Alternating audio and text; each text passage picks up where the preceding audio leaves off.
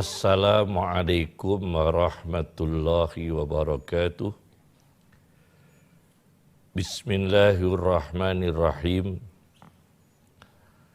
Hamdan lillah, salatan wassalaman ala sayyidina Muhammad ibn Abdillah Rasulillah wa ala alihi wa sahbihi wa alihi wa sahbihi wa man tabi'a hudah, amma ba'd.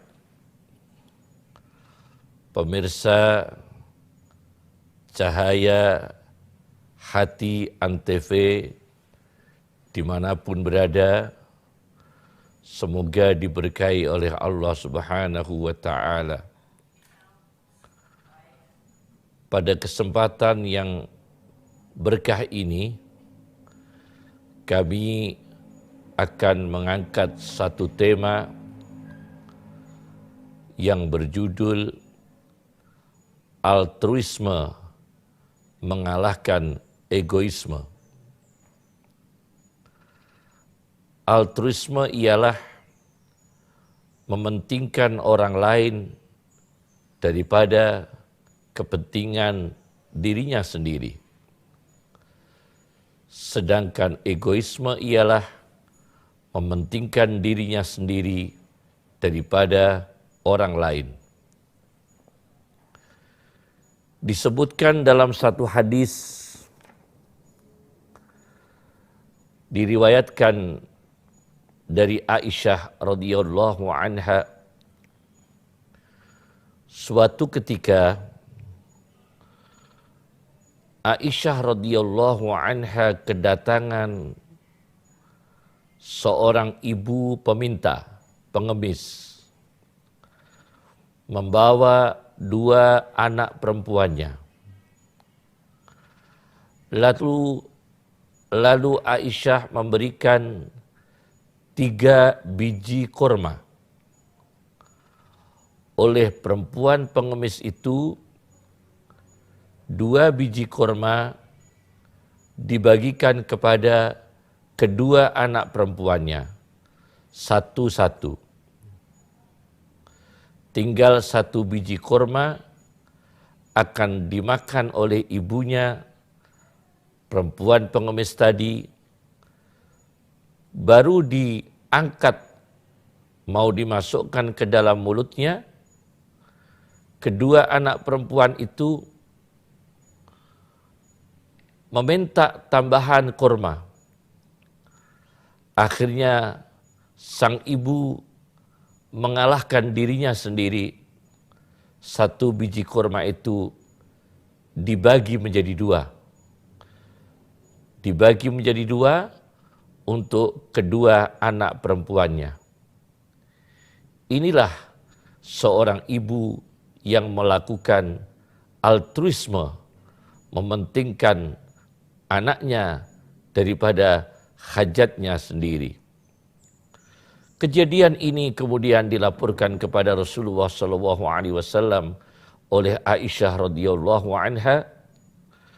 Baginda Nabi mengatakan, Innallaha qad aujaba laha bihal jannah. Sesungguhnya Allah telah menetapkan untuk ibu tadi, karena 3 biji kurma yang diberikan kepada anaknya, Allah menetapkan kepada ibu tadi al-jannah, surga. Inilah kemuliaan sifat altruisme. Di dalam Al-Quran, altruisme dengan kata isar tidak dijumpai dalam Al-Quran. Yang ada dalam Al-Quran adalah isar dalam surat Al-Hasyr ayat 9. Allah Subhanahu wa ta'ala berfirman, wa yu'siruna ala anfusihim walau kana bihim khassasah. Dan mereka sahabat Ansar mementingkan orang lain, termasuk mementingkan sahabat Muhajirin, mengalahkan diri mereka sendiri, meskipun diri mereka sendiri membutuhkan.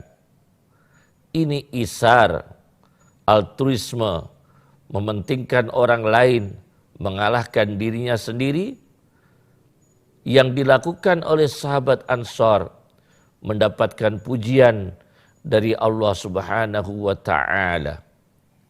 Sampai disebutkan di dalam surat Al-Hasyr ayat 9. Ibnu Qayyim al-Jauziyah seperti dikutip dalam sebuah ensiklopedi Nadratun Na'im, Ibnu Qayyim al-Jauziyah mengatakan isar itu terbagi ada dua. Altruisme itu terbagi ada dua. Pertama, mementingkan orang lain fima la yakhrumu alaika dinan, dalam perkara yang tidak diharamkan oleh agama. Boleh mementingkan orang lain satu perkara yang tidak diharamkan oleh agama.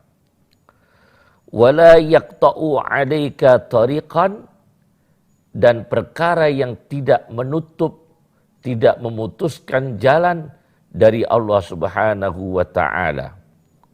Yang ketiga, wala yufsidu 'alaika waqtan, mementingkan orang lain daripada dirinya sendiri, tidak merusak waktu, tidak menggugurkan waktu, tidak menyia-nyiakan waktu, tidak mubadirkan terhadap waktu. Ini isar yang pertama, altruisme yang pertama. Yang kedua, isaru ridallah ala ridha ghairih, yaitu memilih diridhai Allah Subhanahu wa ta'ala, mengutamakan, menomorsatukan ridha yang Allah daripada ridha selain Allah. Wa in adumat fihil mihan, meskipun perkara itu penuh dengan ujian berat.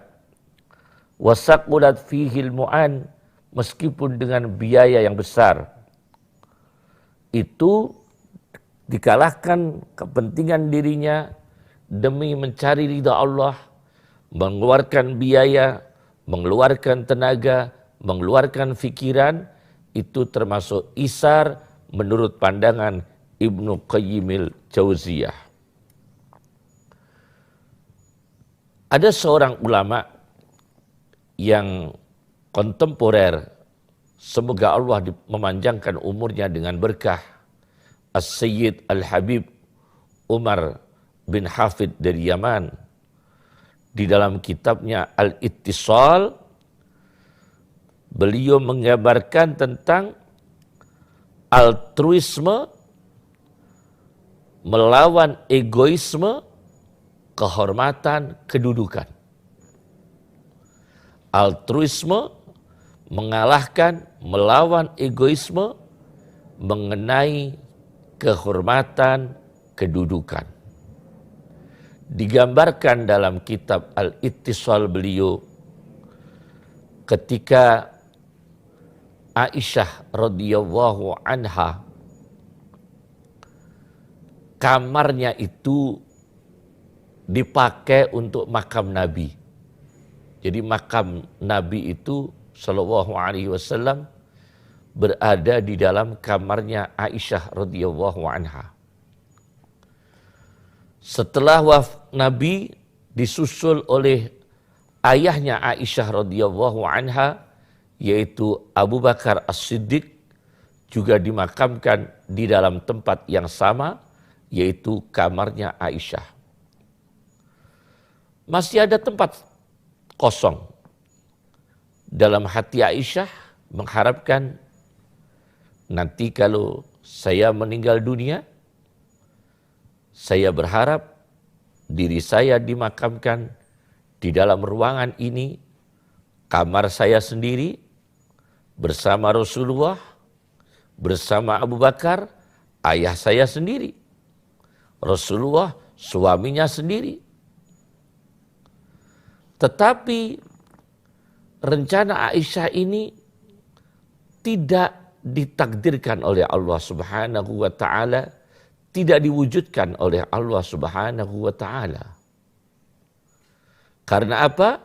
Ketika Umar bin Khattab sebelum meninggal dunia minta izin kepada Aisyah radhiyallahu anha untuk dimakamkan di tempat itu bersama Nabi Rasulullah sallallahu alaihi wasallam, bersama Abu Bakar As-Siddiq radhiyallahu anhu.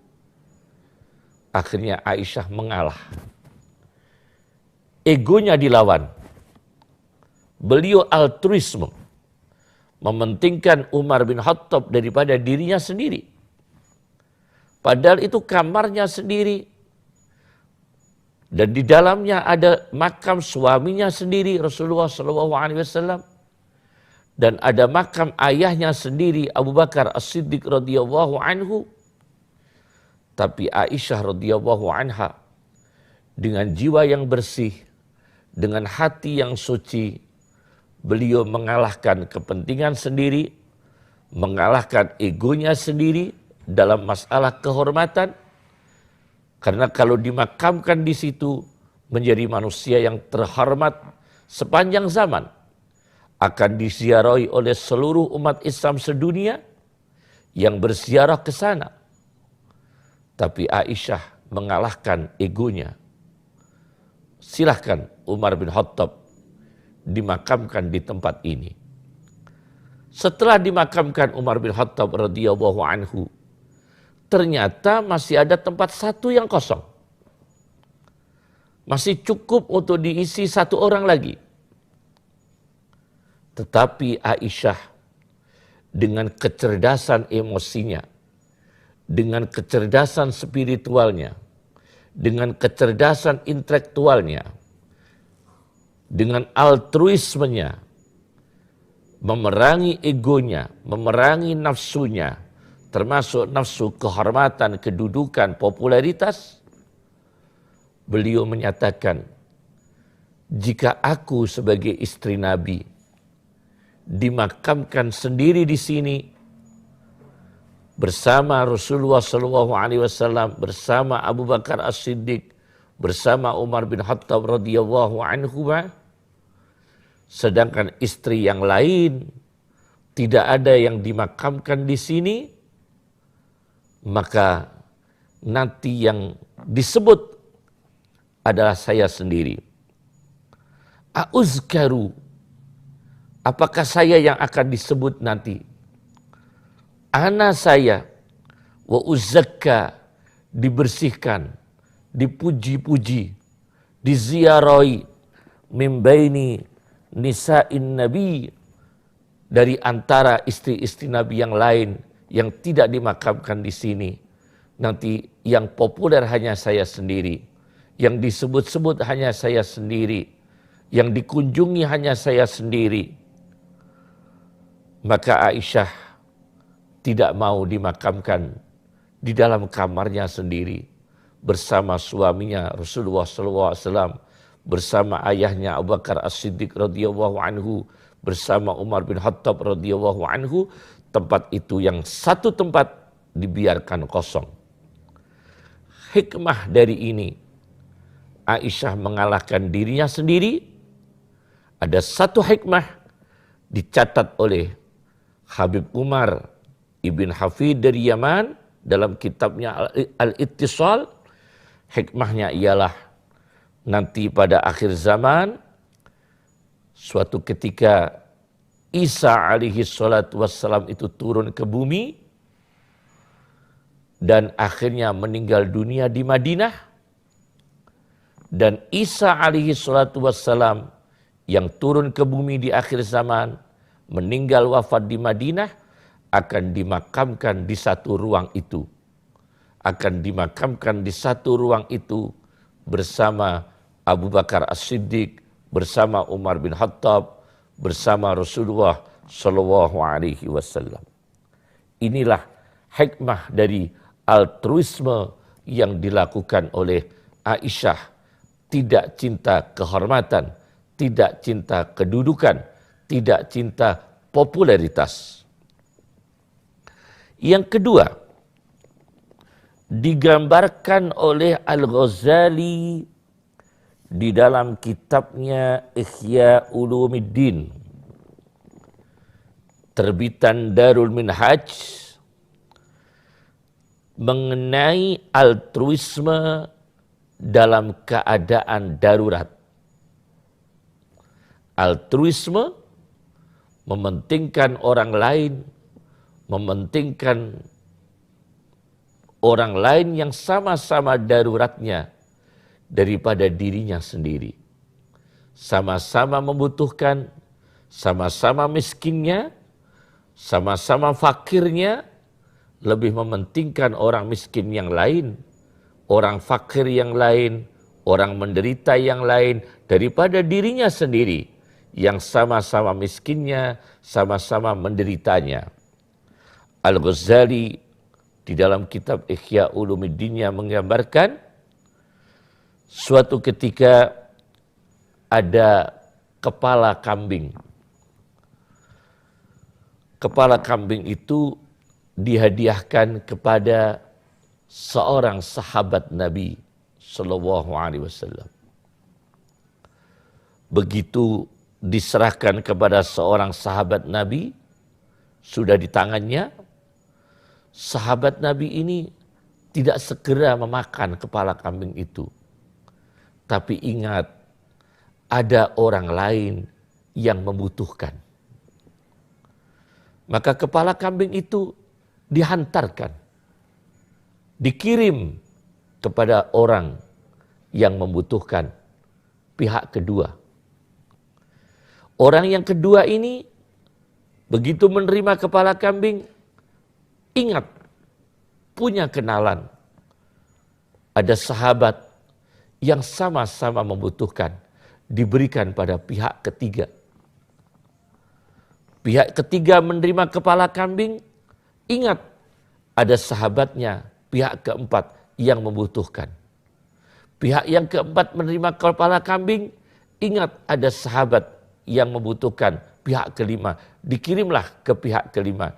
Pihak ketiga dikirim ke pihak keempat dikirim ke pihak kelima, sampai 7 rumah.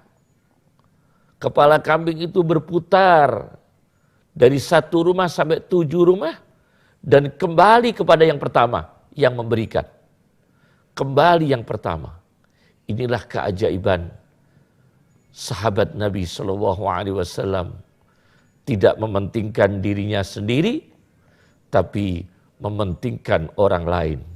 Inilah isar altruisme dalam keadaan darurat. Bahkan Imam Ghazali dalam kitab yang sama Ihya Ulumuddin, beliau menggambarkan lagi tentang altruisme melawan egoisme demi memenuhi hak seorang pengemis, hak seorang peminta. Imam Ghazali menukil satu cerita Imam Syu'bah ketika kedatangan seorang pengemis, walam yakun indahu syai'un, dan Syu'bah tidak memiliki apa-apa. Maka Imam Syu'bah ini mencabut kayu atap rumah itu, dicabut, diberikan kepada pengemis. Ini mementingkan pengemis daripada dirinya sendiri. Maka Rasulullah SAW mengatakan, apakah kegembiraan bagi orang mukmin? Apakah mengembirakan orang mukmin? Wa ma sururul mu'min? Qala, Rasulullah SAW mengatakan, sururul mu'min, mengembirakan orang mukmin ialah isba'u jaw'atihi, mengenyangkan laparnya orang mukmin. Yang lapar bisa menjadi kenyang. Wa tanfisu kurbatihi, dan menghilangkan kesedihan orang mukmin. Wa qada'u dainihi, dan membayar hutangnya orang mukmin. Tulis Abu Nu'aim al-Asfahani dalam kitabnya Khulyatul Awliya wa Tabaqatul Asfiya. Rabbana atina fid dunya hasanah wa fil akhirati hasanah wa qina azabannar. Rabbana atina min ladunka rahmatan wa hayyi' lana min amrina rasyada. Assalamualaikum warahmatullahi wabarakatuh.